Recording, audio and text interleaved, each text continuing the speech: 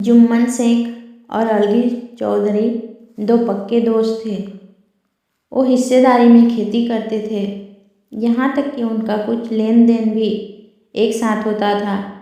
दोनों एक दूसरे पर पूरा विश्वास करते थे। जुम्मन जब हज पर गया तो अलगू पर अपने घर की जिम्मेदारी छोड़ गया, और जब अलगू बाहर किसी काम से जाता था तो जुम्मन को अपने घर की जिम्मेदारी दे दिया करता था। अलग अलग धर्म होने के बावजूद दोनों के बीच भाइयों जैसा प्यार था, और यही उनकी दोस्ती का मूल मंत्र भी था। जुम्मन शेख की एक बूढ़ी मौसी खाला थी, जिनके पास थोड़ी बहुत ज़मीन थी। जुम्मन के अलावा उसका कोई नहीं था। जुम्मन ने किसी तरीके से वो ज़मीन अपने नाम करवा ली थी।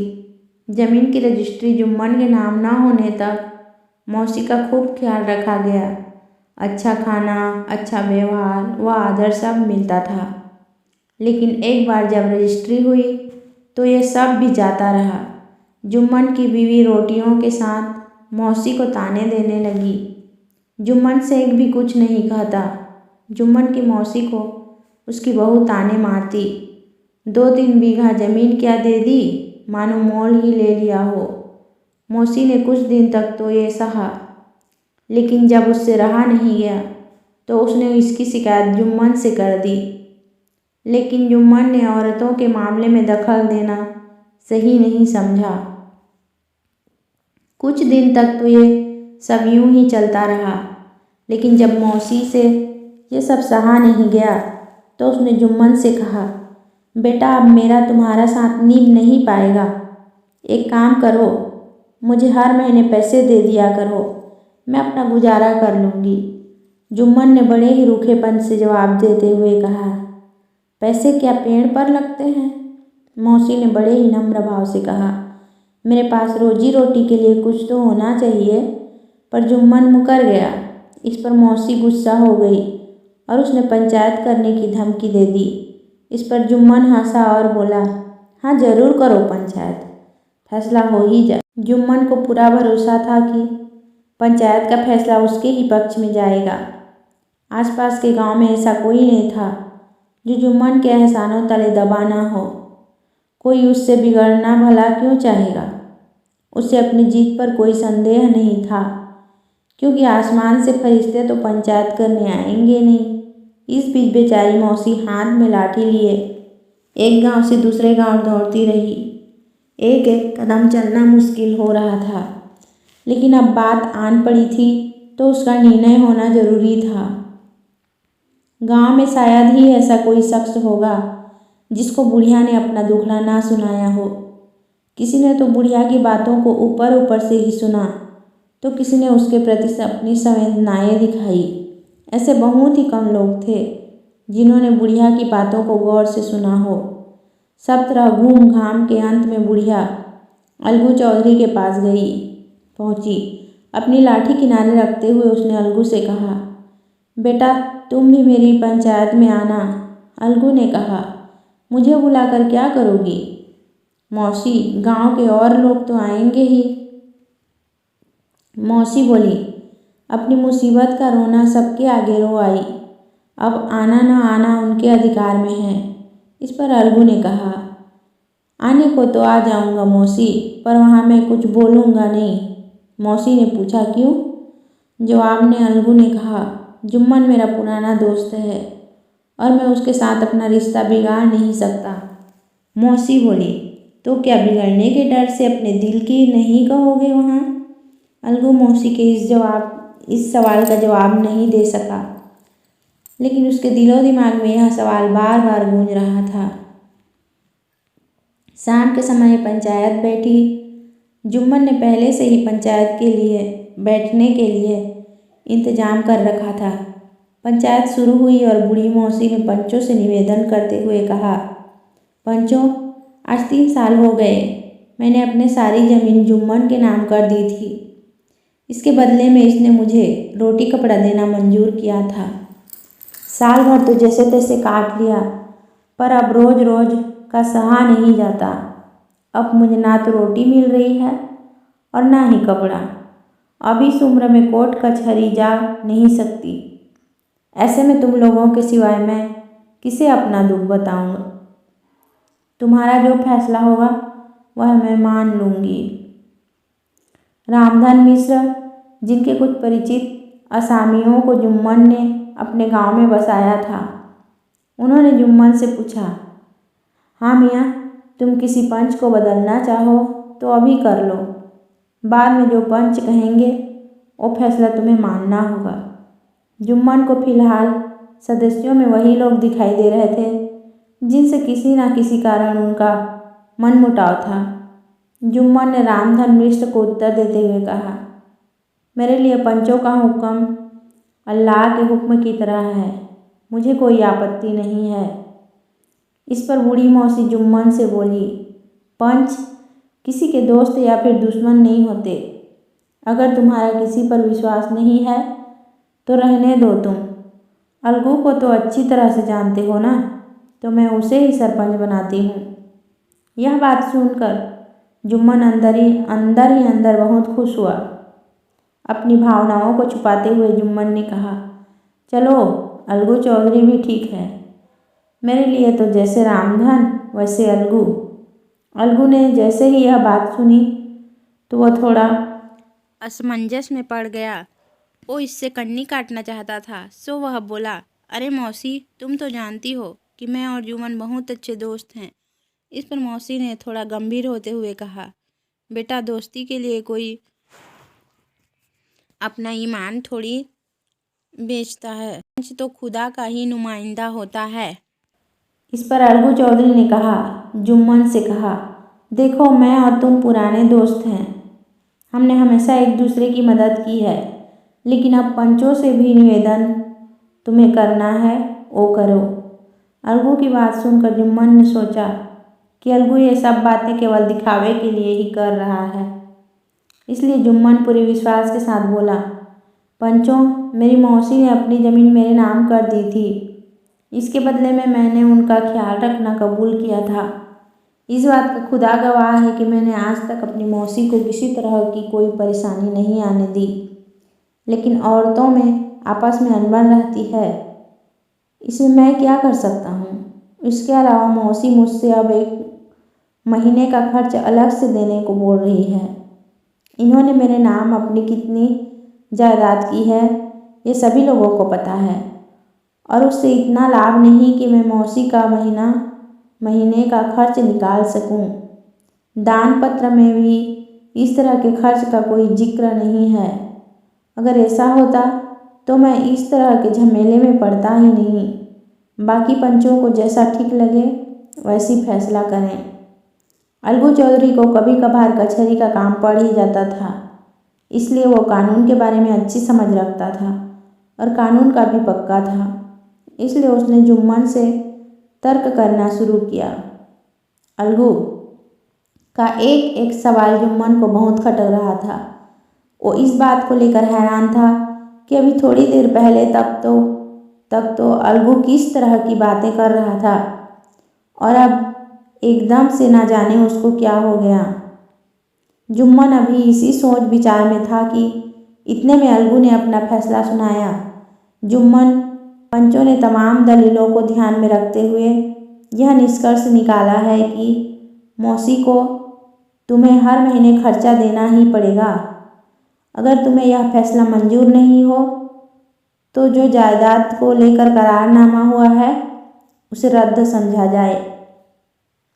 फैसला सुनकर जुम्मन के होश उड़ गए। उसे यह समझ नहीं आ रहा था कि यह फैसला उसका दोस्त सुना रहा है या फिर उसका कोई दुश्मन। उसे ऐसा लग रहा था जैसे कि उसे किसी ने बहुत बड़ा धोखा दिया हो। अब जुम्मन को बस हर वक्त यही बात खाए जा रहा था कि वो अपने साथ हुए उस धोखे का बदला कब ले। आखिर वो दिन आ ही गया और जुम्मन को अलगू से बदला लेने का मौका भी मिल गया। अलगू बटेसर से बैलों की एक जोड़ी खरीद कर लाया था, जिसमें से एक बैल की मौत हो गई।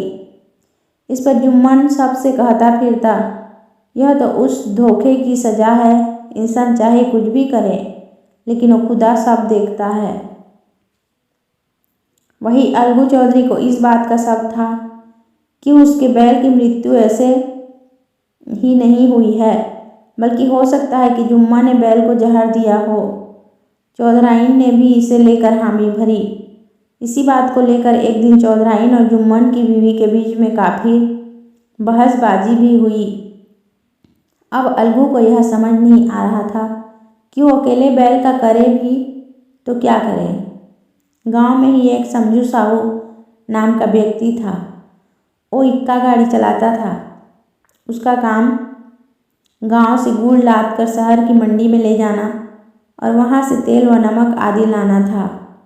समझू का मन अलगू के बैल पर आ गया था। उसने देखा कि बैल काफ़ी अच्छा है तो दिन में 2 से 3 चक्कर शहर के हो जाएंगे। तो उसने इस बारे में अलगू से बात की और एक तय दाम में बैल ले जाकर अपने खूंटे में बांध दिया। समझू को नया बैल क्या मिला, वो फूले न समाता। दिन में 4-4 चक्कर शहर के लगाने लगा। ना उसे बैल के चारे की फिक्र होती, ना ही उसके पानी की। रात को बस रूखा सूखा भूसा सामने डाल दिया करता था। बेचारा बैल दम नहीं ले पाता था कि समझू उसे फिर हाँक देता। एक दिन शहर का चौथा चक्कर लगाकर समझू साहू वापस आ रहा था। उसने इक्के पर 2 गुना वजन लादा था। दिन भर की थकान से बैल मुश्किल से ही चल पा रहा था। अंधेरा होने वाला था और समझू को पहुंचने की जल्दी लगी थी। ऐसे में वो उसे कोड़े मार कर भगाता जाता, लेकिन अंत में जानवर से सहा नहीं गया और वो धरती पर गिर पड़ा। बैल गिरा भी ऐसा कि उसने प्राण छोड़ दिए। दिन भर के चक्कर लगाने के बाद साहू जी के पास कोई 250 रुपये कमाई बनी थी, जो उसकी कमर में बंधी थी। इसके अलावा नमक के बोरे भी गाड़ी में थे। ऐसे में गाड़ी को छोड़कर भी वो जा नहीं सकता था। इस तरह उसने रात को वहीं रुकने का फैसला किया। पहले हुक्का और फिर चीलम पीकर साहू जी अपनी नींद को भगाने की कोशिश करते रहे, लेकिन न जाने कब आँख लग गई। जब नींद खुली तो इसके साथ ही होश भी उड़ गए। कमर से बंधी थैली गायब थी। इस घटना को करीब 1 महीना बीत गया। अलगू जब अपने बैल के पैसे लेने साहू जी के पास गया तो मामला ही उलट पड़ गया। साहू तो साहू, उसकी बीवी भी उस पर झल्ला पड़ी।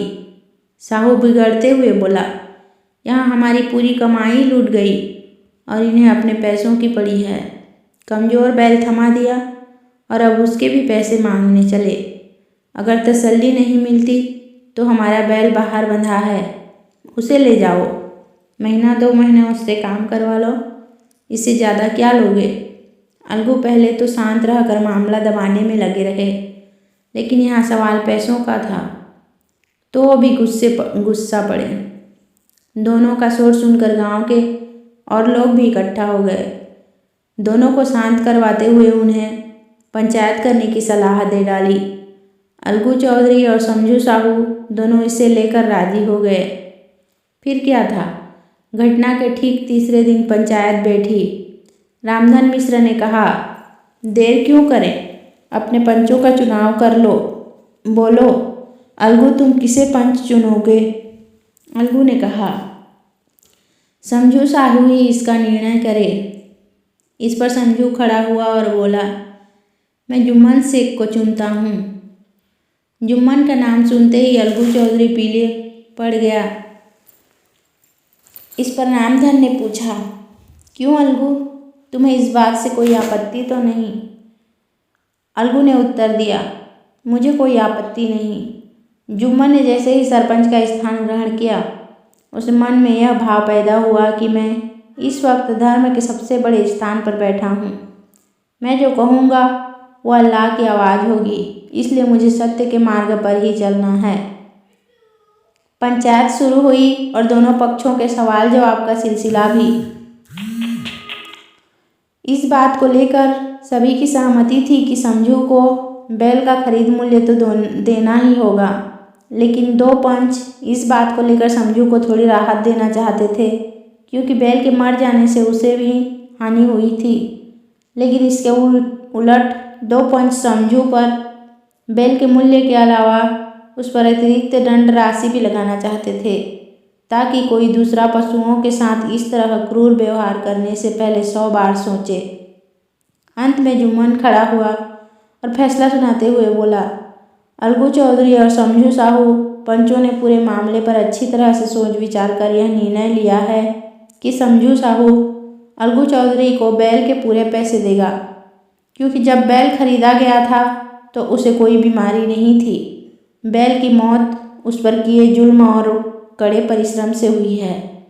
इस पर रामधन मिश्र ने खड़े होते हुए कहा, समझू साहू ने बैल को अपने किए की वजह से मारा है, इसलिए उससे तो अतिरिक्त दंड भी लेना चाहिए।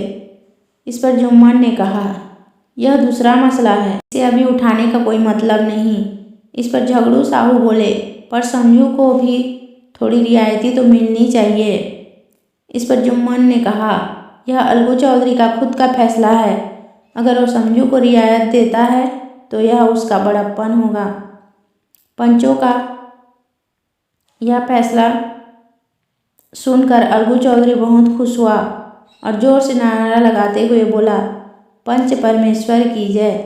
पंचायत में मौजूद सभी लोग, हर कोई जुम्मन के न्याय नीति की तारीफ कर रहा था। पंचायत खत्म होने के बाद जुम्मन अलगू के पास आया और रोते हुए उसे गले लगा लिया। जुम्मन बोला, भाई अलगू, जब तुमने मेरी पंचायत का फैसला सुनाया था तो मुझे बहुत बुरा लगा था और तब से मैं तुम्हारा शत्रु बन बैठा था, लेकिन आज मुझे इस बात का एहसास हुआ कि जब हम पंच का स्थान ग्रहण करते हैं तो न कोई शत्रु होता है न कोई मित्र होता है। सच और न्याय के सिवाय कुछ भी समझ में नहीं आता है। यह बात सुनकर अलगू चौधरी भी रोने लग गया। दोनों के बीच जो बुराई का मैल था वह आंसुओं से धुल गया और दोनों की दोस्ती और पक्की हो गई।